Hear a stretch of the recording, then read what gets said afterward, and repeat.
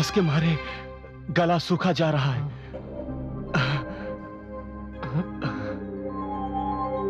वो देखो सरोवर। आओ ऋषिगण, वहीं प्यास बुझाते हैं। चलिए।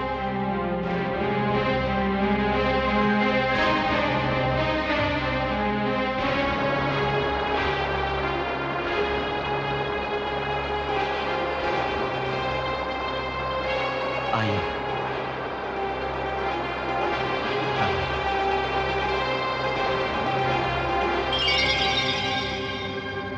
अरे अरे अरे ऋषिगण, ये सब क्या हो गया? इस सरोवर का जल कैसे सूख गया? एक नारी को अछूत मानकर उसका अपमान करने का दंड मिल रहा है तुम्हें।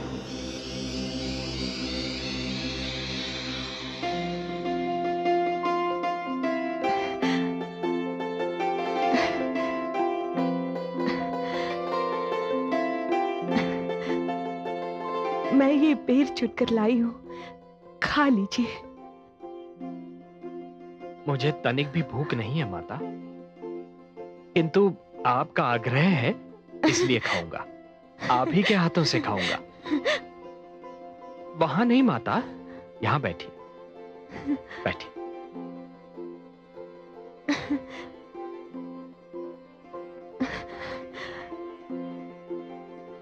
ठहरिए,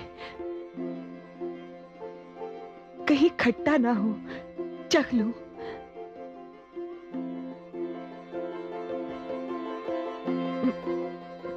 खट्टा है।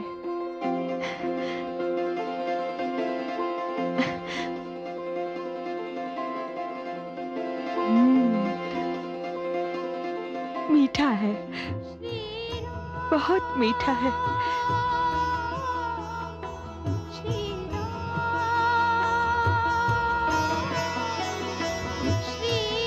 खट्टा है।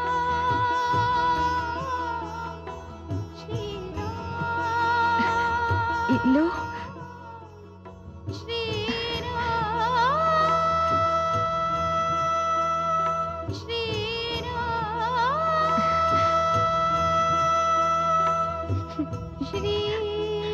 मीठा है, बहुत मीठा है।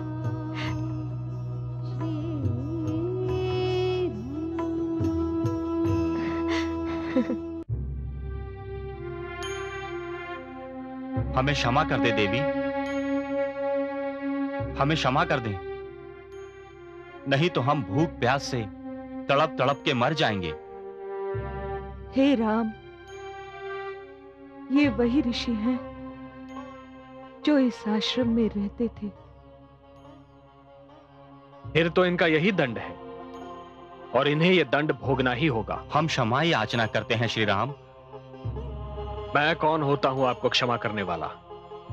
यदि क्षमा मांगनी ही है तो इस माता से मांगिए जिन्हें अछूत कहकर आपने अपमानित किया था। देवी, हम लज्जित हैं, हमें क्षमा कर दो। हाँ हाँ, हमें क्षमा कर दो। यदि मेरे क्षमा करने से आप सबका संकट दूर होता है तो मैं आप सबको हृदय से क्षमा करती हूँ। धन्य हो देवी, धन्य हो। इस बात का सदैव ध्यान रहे कि मनुष्य उच्च या नीच केवल अपने कर्मों से होता है, अपने जन्म से नहीं। ये देवी उच्च हैं क्योंकि इनके कर्म महान हैं। यदि आपने इनसे क्षमा याचना नहीं की होती और इन्होंने आपको क्षमा नहीं किया होता तो अपने उस नीच कर्म के कारण आप सब सदैव नीच ही रहते। अब जाइए यहां से।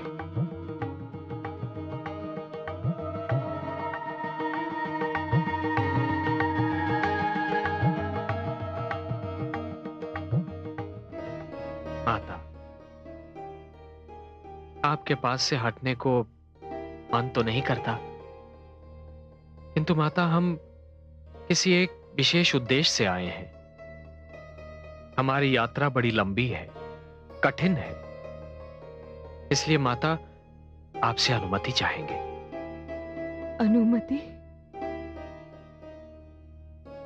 जिसने सारा जीवन आपकी राह देखी हो, जिसका जीवन आपकी प्रतीक्षा का दूसरा नाम था, वो अपने मुख से कैसे कहें कि आप उसके पास से एक क्षण के लिए भी दूर हो जाएं? हे राम, आपका नाम जीवन का सबसे बड़ा आनंद है। माता, आपके दर्शन जीवन सुख की चरम सीमा है। दोनों ही तो मिल गए। अब मुझे इस जीवन की क्या आवश्यकता है? आपके बिना मैं ये जीवन कैसे गुजारूंगी? होठों पर आपका नाम हो, आंखों में आपकी छवि हो, और मृत्यु आ जाए तो उस मृत्यु पर सहस्रों जीवन वार दूं। सहस्रों जीवन वार दूं। राम राम, जय श्री राम राम हे श्री राम, राम, जय श्री राम हे श्री राम राम, हे श्री राम, राम राम हे राम, श्री राम, श्री राम हे श्री राम राम, राम, श्री हे श्री राम।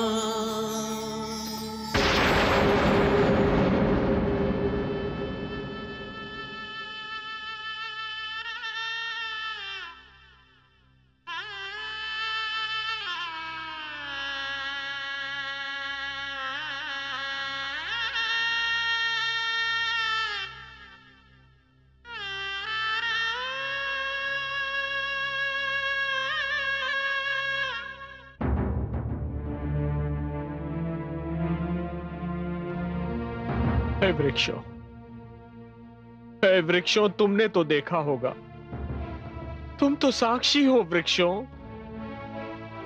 वो दुष्ट असुर कहां ले गया मेरी प्रिय जानकी को? उस असहाय, कोमल, निर्बल मेरी प्रिय जानकी को कौन सा असुर कहां ले गया वृक्षों? कुछ तो बताओ, तुम तो साक्षी हो।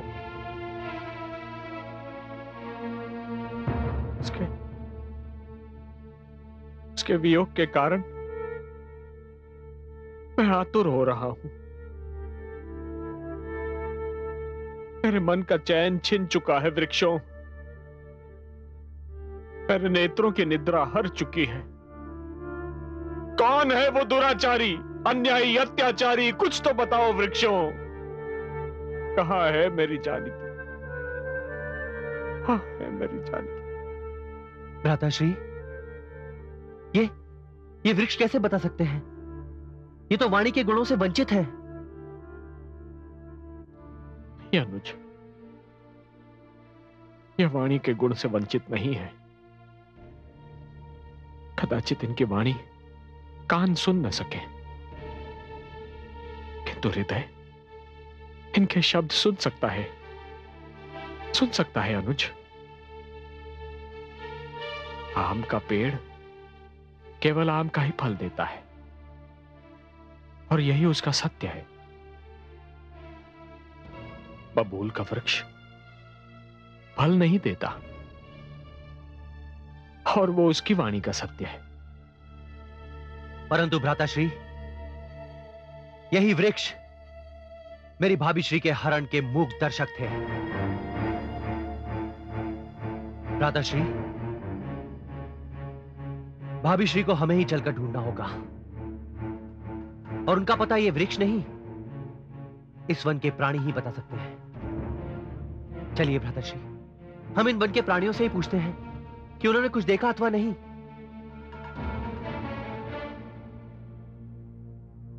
वो देखिए भ्राताश्री, दूर एक पर्वतीय श्रृंखला दिखाई दे रही है। वहां अवश्य कोई बस्ती होगी। चलिए वहीं चलकर पूछते हैं। वहां किसी ने कुछ ना कुछ तो देखा ही होगा। आइए भ्राताश्री।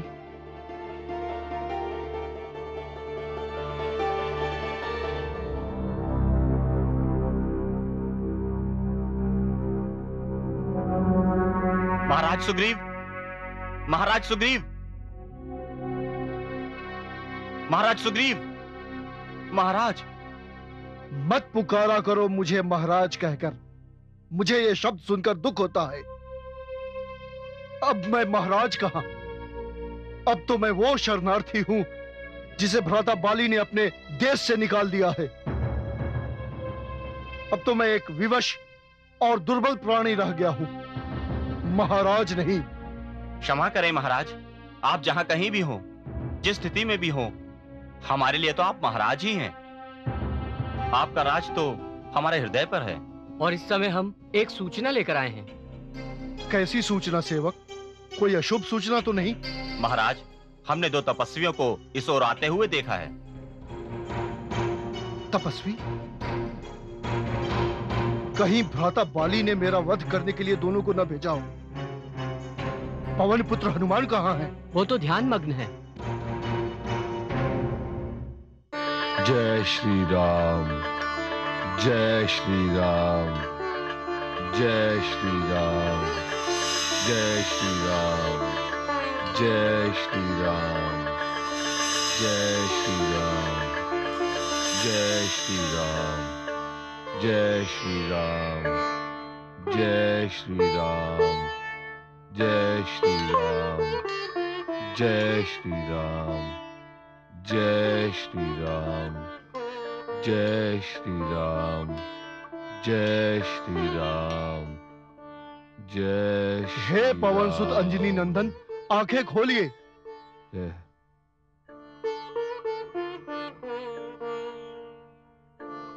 क्या हुआ महाराज? आप इतने चिंतित क्यों दिखाई दे रहे हैं? मेरे सैनिकों ने सूचना दी है कि 2 तपस्वी इस ओर आ रहे हैं। मुझे भय है उन्हें भ्राता बाली ने मेरे वध के लिए न भेजा हो। आप भयभीत न हो, मैं स्वयं जाकर पता लगाता हूं कि वो कौन है और किस उद्देश्य से यहां आ रहे हैं। जय श्री राम।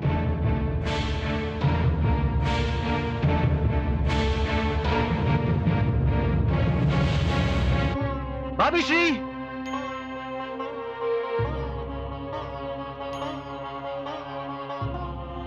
भाभी श्री,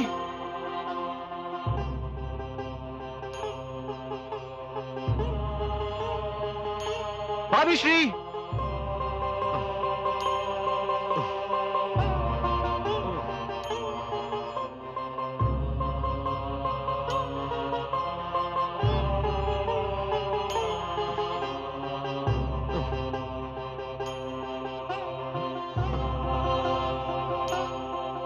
वो देखिए भ्राताश्री, कोई ब्राह्मण इसी ओर चले आ रहे हैं। यहां अवश्य आसपास कोई आश्रम होगा। एक आश्रम भी दिखाई दे रहा है भ्राताश्री। भ्राताश्री, मेरा मन कह रहा है कि हमें इन ब्राह्मण के पास भविष्य के विषय में अवश्य कोई जानकारी प्राप्त होगी।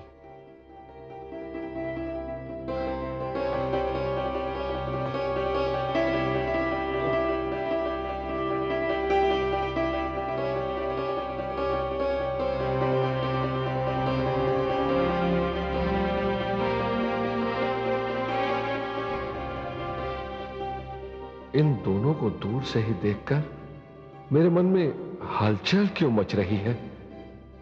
क्यों ये लग रहा है जैसे मैं इन्हें युगों से जानता हूं? कौन है ये? मेरा हृदय क्यों इस प्रकार धड़क रहा है जैसे छाती चीर कर बाहर आ जाएगा? वो दिन आ ही गया देवी, जिसके लिए मैंने धरती पर अवतार लिया है। मुझे भी बताइए देवाधिदेव, आप किस दिन की बात कर रही हैं? देवी, पवन सुत हनुमान धरती पर मेरे अवतार हैं। मैं उनके रूप में इसलिए अवतरित हुआ हूं कि मुझे राम के रूप में अपने आराध्य श्री विष्णु की सेवा करनी। मैंने उन्हें वचन दिया था कि जब वो राम अवतार लेंगे मैं सेवक बन के जन्म लूंगा, उनकी सेवा करूंगा। आपके मुख पर अपार आनंद की छाया देखते ही मैं समझ गई थी कि अवश्य ही आज कोई अनोखा दिन है। हाँ देवी, आज मेरे आनंद की सीमा नहीं। आज के दिन हनुमान के रूप में मेरे अवतार भक्ति और सेवा का नया इतिहास रचेंगे। संसार के लिए सेवा और भक्ति का श्रोताधार बन जाएंगे।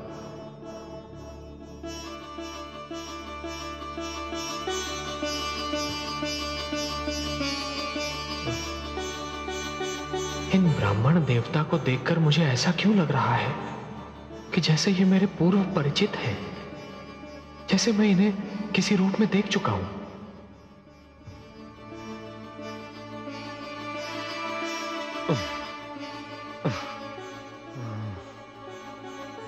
हे आचार्य, क्या मैं आपका परिचय पाने का सौभाग्य प्राप्त कर सकता हूं? मैं एक वृद्ध वेद पाठी ब्राह्मण हूं। वहां उस पर्वत पर मेरा निवास है, परंतु आप लोग कौन हैं? आप अपने परिचय का सौभाग्य नहीं देंगे मुझे? मैं अयोध्या नरेश, दशरथ का पुत्र, रघुवंशी राम हूं। जय श्री राम राम प्रभु राम। जय श्री राम राम राम। जय श्री राम राम राम। मोरे राम राम राम। हे गुरुदेव भगवान सूर्य,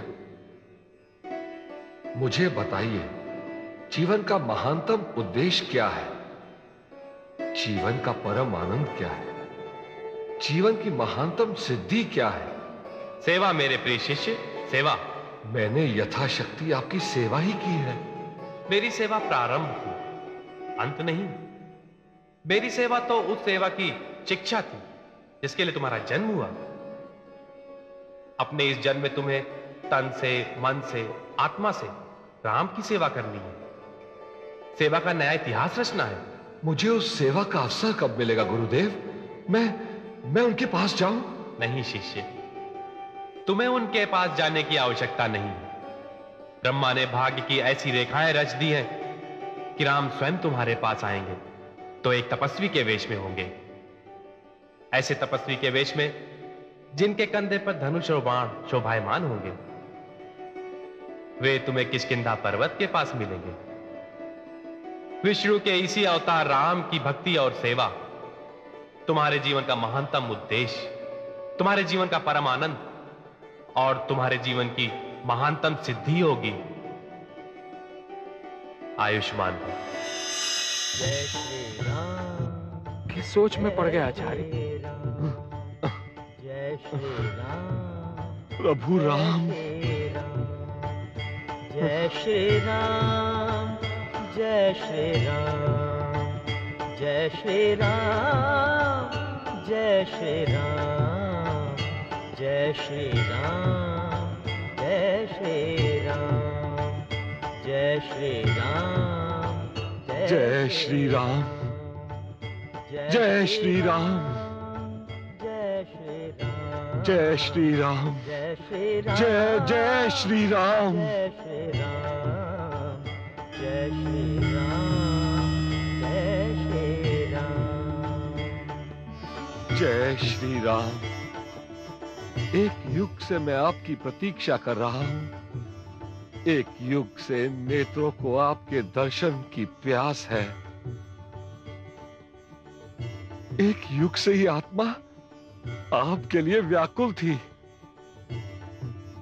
एक युग से हर श्वास आपका नाम जपकर तन में समाता था और आप ही का नाम जपकर शेष बाहर आता था।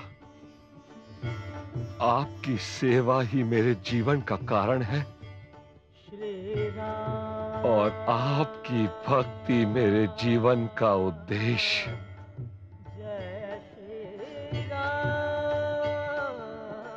मुझे क्षमा कीजिए, मैं आपको आगंतुक समझकर ब्राह्मण के वेश में आपको पहचानने के लिए आया।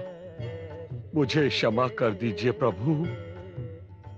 अपने सेवक पवन पुत्र हनुमान को क्षमा कर दीजिए। हनुमान। प्रभु।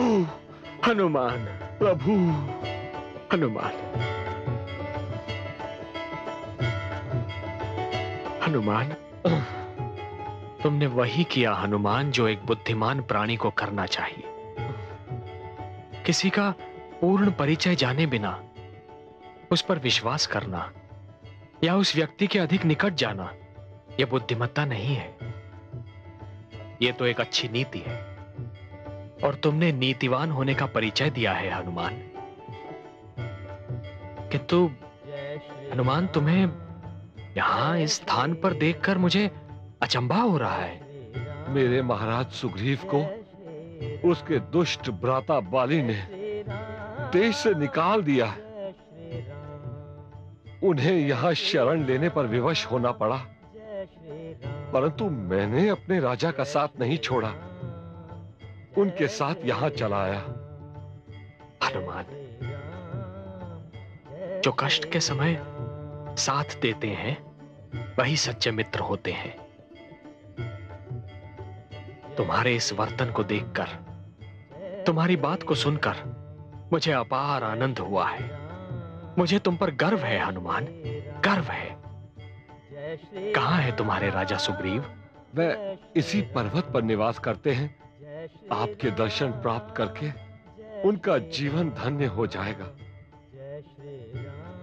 अनुज। जी भ्राताश्री।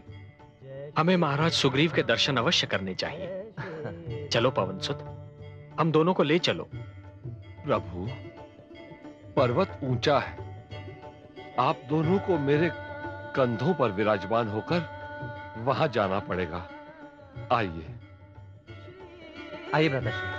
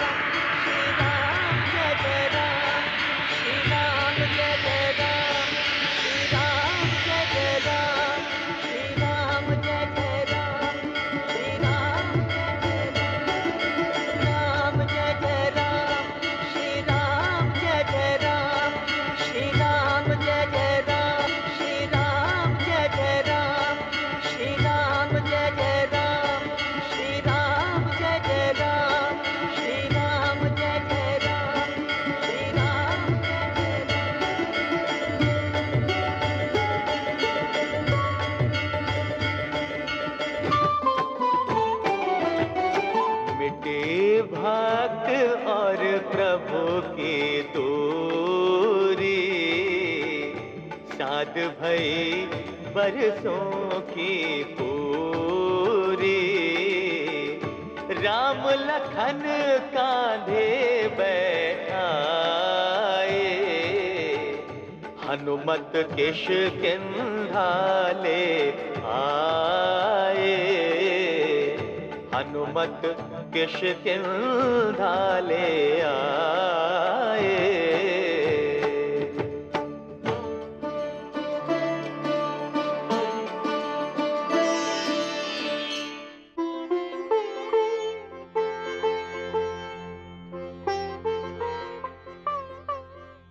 जामवंत, हाँ? बहुत देर हो गई पवनसुत को गए, अभी तक नहीं लौटे। जाने क्या बात है। जय श्री राम। लीजिए, आ गए पवनसुत, और उनके कंधों पर 2 तपस्वी भी हैं, जिनके विषय में वो जानकारी लेने गए थे। यदि पवनसुत उन्हें अपने साथ ला रहे हैं तो यह स्पष्ट है कि वे हमारे शत्रु नहीं हैं।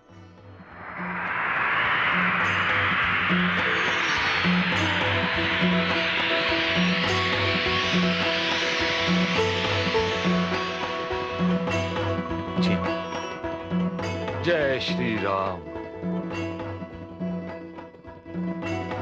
आइए, आइए। महाराज सुग्रीव, आज मेरा जीवन धन्य हो गया। वानरों, जी भर कर देख लो इस सुंदर मुख को, इस मुख की आभा को।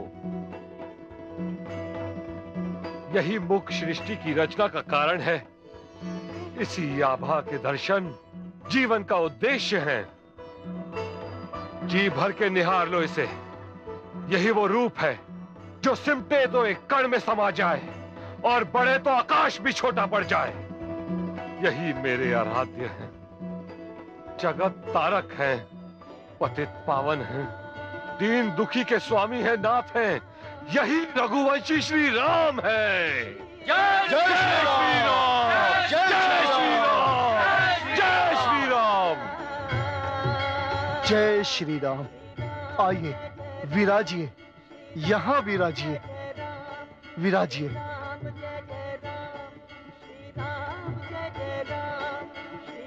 धन्यवाद महाराज सुग्रीव। महाराज का शब्द मेरे कानों सुइया चुभ होता है श्री राम। मेरे भ्राता बाली ने मुझसे सब कुछ छीन लिया है। हे सुग्रीव, जब एक भ्राता अपने ही भ्राता के अधिकार छीन लेता है तो वो अभागा होता है, क्योंकि वो स्वयं नहीं जानता कि उससे भी बहुत कुछ छिनता चला जा रहा है। उसके मन से प्रेम छिन जाता है, मस्तिष्क से शालीनता निकल जाती है और जीवन से सुख निकल जाता है। और जिस व्यक्ति के पास प्रेम, शालीनता एवं सुख न हो, ऐसा व्यक्ति आजीवन एक अनदेखी अग्नि में जलता रहता है। जय श्री राम। सुग्रीव, जिस प्रकार जब सूर्य की किरणें धरती छोड़ देती हैं तो धरती पर अंधकार का राज्य जम जाता है, उसी प्रकार जब मन से भ्रातृ प्रेम का भाव निकल जाता है तो मन पर अहंकार का राज्य जम जाता है। और अहंकार बुद्धि का वैरी है। वैर्य एवं द्वेष शांति के हत्यारे हैं। जय श्री राम।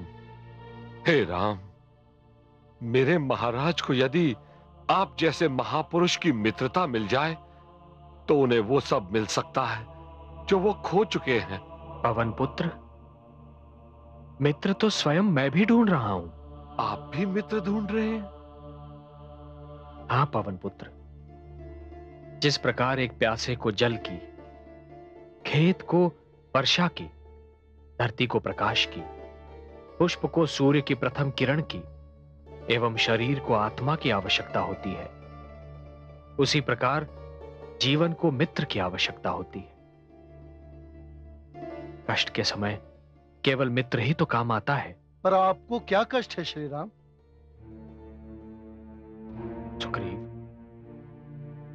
किसी दुष्ट ने मेरे जीवन से सुख, मेरे नेत्रों से स्वप्न एवं मेरी आत्मा से आनंद हर लिया है। कोई असुर मेरी जीवन संगिनी, मेरी प्राणदायिनी, मेरी अर्धांगिनी जानकी को उस समय हर ले गया जब मैं और मेरा अनुज लक्ष्मण अपनी उस कुटिया से कहीं दूर चले गए थे जहां हमने अपना बसेरा किया था। यदि आप में से किसी ने किसी दुष्ट को एक असहाय, कोमल एवं विलाप करती हुई नारी को साथ ले जाते हुए देखा हो तो मुझे बताने की कृपा करें। वो मेरी सीता को कहां ले गया? हाँ, मुझे कुछ कुछ स्मरण है। मैंने आकाश मार्ग पर पुष्पक विमान जाते देखा था। उसमें एक ऋषि कन्या विलाप कर रही थी और अपने आभूषण फेंकती जा रही थी। आभूषण? कहां है वो आभूषण? क्या उन्हें किसी ने संभाल के रखा है? हाँ श्री राम, मैंने वो आभूषण चुने थे और उन्हें बड़ी सुरक्षा से संभाल के रख दिया था, क्योंकि न जाने क्यों मुझे विश्वास हो गया था कि वो किसी पतिव्रता के दिव्य आभूषण है। पवन पुत्र, मुझे वो आभूषण दिखाओ पवन पुत्र। अभी लाया।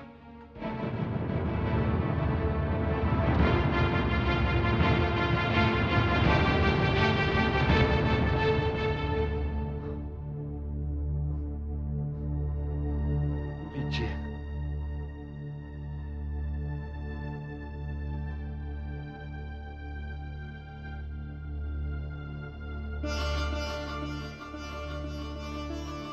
ये कान का बाला, ये तो वही है ये तो वही है जो मेरी सीता का बनकर दमकता था। ये कंठमाल भी तो वही है पवन पुत्र, जो दिन रात मेरी जानकी के गले से लगी रहती थी। और ये हाथ की माला, ये वही है पवन पुत्र, ये वही है जो मेरी सीता की कोमल कलाई को थामे रहती थी। अनुज, अनुज, अनुज, अनुज, देखो, तुम तो इन आभूषणों को पहचानते हो। ये तो तुम्हारी भाभी के हैं। नहीं भ्राताश्री, क्षमा कीजिएगा, क्योंकि मेरी दृष्टि सदैव मेरी भाभी श्री के चरणों पर ही स्थिर रही है। मैंने अपनी भाभी श्री के चरणों के ऊपर आज तक नहीं देखा भ्राताश्री। तो फिर मैं कैसे बता सकता हूं कि उनके कान के बाले कैसे हैं, उनके गले की कंठमाला कैसी है, उनकी कलाइयों की माला कैसी है। हां भ्राताश्री, इन बिच्छुओं की जोड़ी के बारे में बता सकता हूं, जो सदैव मेरी भाभी श्री के चरणों की शोभा बढ़ाया करती थी। मेरी भाभी श्री के चरण और उनके आभूषण मेरे मन, मेरी आत्मा पर अंकित है। भ्राताश्री, ये बिच्छुओं की जोड़ी मेरी भाभी श्री की है।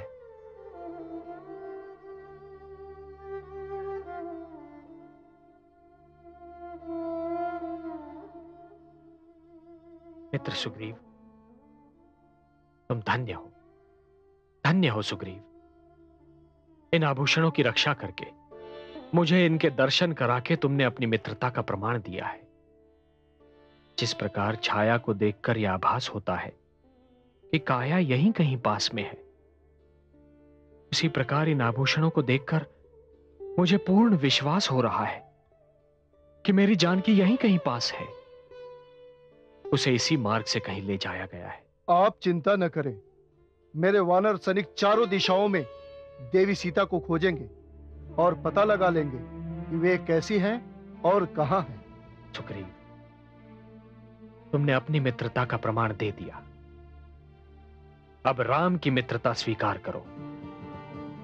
आज से तुम्हारा मित्र मेरा मित्र और तुम्हारा शत्रु मेरा शत्रु।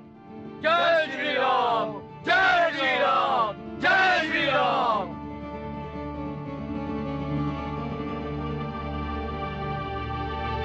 इस संसार में मेरा भ्राता बाली ही मेरा शत्रु है।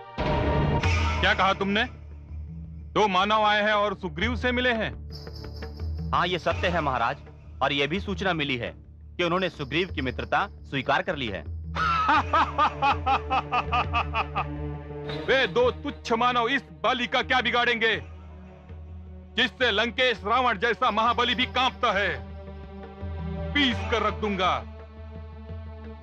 अभी चलकर सुग्रीव और उसके मित्रों को दंड देता हूं, जिसे देखकर सारा संसार भय से कांप उठेगा। रुक जाइए स्वामी।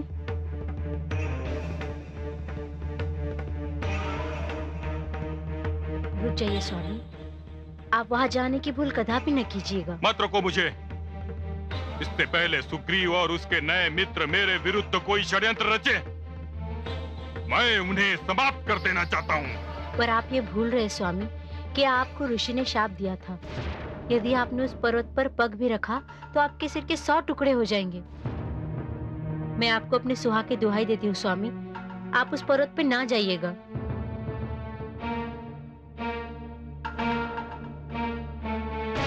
नहीं जाऊंगा।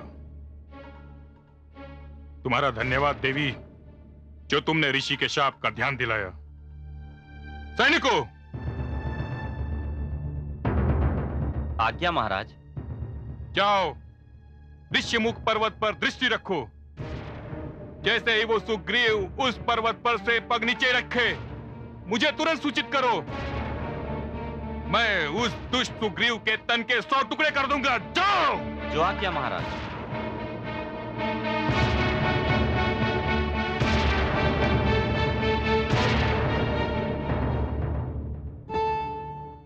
मित्र सुग्रीव, मैंने तुमसे कहा है कि तुम्हारा मित्र अब से मेरा मित्र होगा एवं तुम्हारा शत्रु मेरा शत्रु।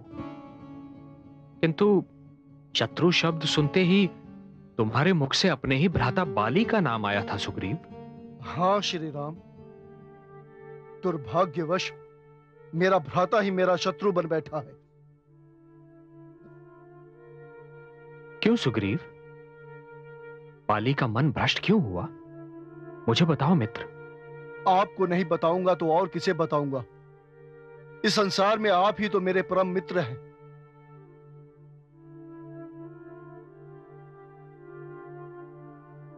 मेरी कथा व्यथा से भरी है श्री राम। भ्राता बाली को यह वरदान था कि जो भी उससे युद्ध करने उसके समक्ष आएगा उसका आधा बल अपने आप बाली में समावेश कर जाएगा। कई महान योद्धा भ्राता बाली से लड़ने आए और अपना आधा बल गंवाकर उनके हाथों मारे गए। कदाचित मायावी नामक दानव को इसका ज्ञान नहीं था।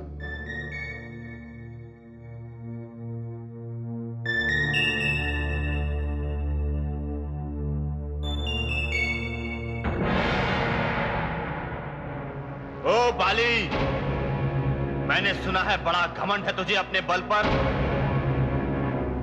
मैंने सुना है तूने कई छोटे मोटे योद्धाओं को पराजित करके स्वयं को अजय और महावीर मानने लगा है।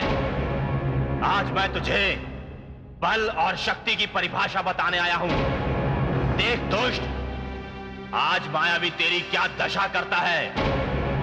बाहर निकल, बाहर निकल बाली। क्यों, भयभीत हो गया क्या? आजा बाहर। कौन है यह दुष्ट जिसके कारण मुझे कच्ची निद्रा से उठना पड़ा? कोई दुष्ट असुर प्रतीत होता है महाराज। मैं जाकर उसे सदा के लिए शांत करता हूँ, अन्यथा मैं चैन की नींद नहीं सो पाऊंगा। नहीं महाराज,